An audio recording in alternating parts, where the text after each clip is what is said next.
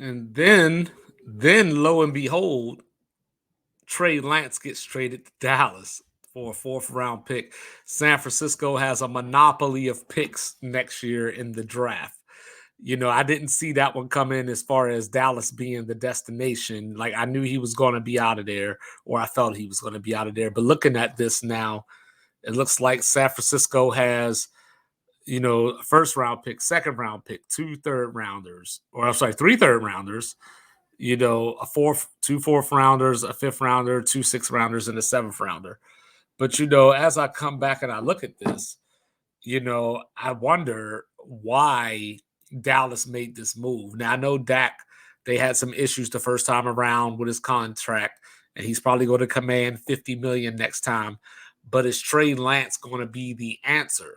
They have Cooper Rush still on the roster who played well last year in Dak's absence. Obviously, Cooper Rush is probably not going to be the answer going forward.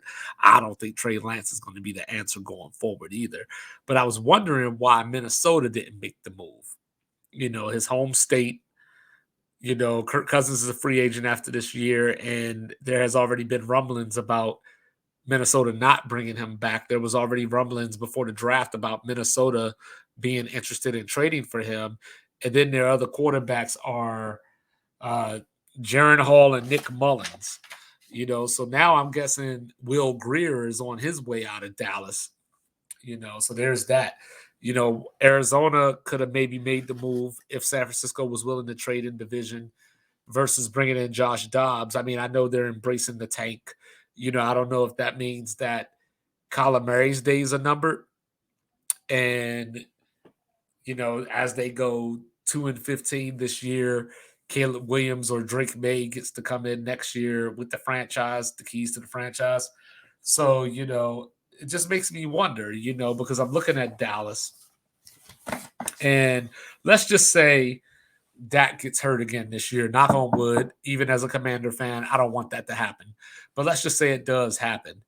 Now you got your controversy because Cooper Rush came in and held it down last year, and now Trey Lance is there. So get out of here, first of all, with all the Trey Lance didn't get a fair shot talk. He was the starter going into last year, played the torrential downpour game against Chicago, got injured. Later on in the season when Jimmy Garoppolo went down, Brock Purdy came in. Obviously, the rest is history. Are you supposed to sit Brock Purdy after what he did last year? There's the old adage of you don't lose your job to injury, but I don't think Trey Lance necessarily had the job secured. And there was already talk in San Francisco about how Sam Darnold was going to be the number two. Now, San Francisco didn't give up everything that they, did to get to Trey Lance to just give up on him. So they obviously think that he's not the answer. And instead of keeping him around the roster, instead of having controversy, instead of having these conversations, they moved on from him. I'm just trying to figure out what's in it for Dallas. As I look around the league, maybe Tampa could have brought him in. Let Baker Mayfield play this year. Kyle Trask has really thrown 10 passes, if that, during his NFL career. So he didn't beat out Baker Mayfield. So maybe he's out of there at some point, because I think Todd Bowles is going to be out of there at some point.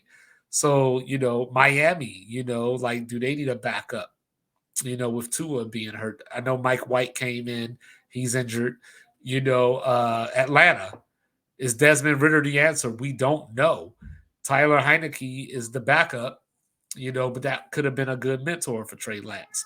That's just me spitballing on where he could have gone, but I'm just scratching my head trying to figure out why Dallas made the move. So let me know your thoughts. Like, review, subscribe. Sports Reports is ordered. Peace.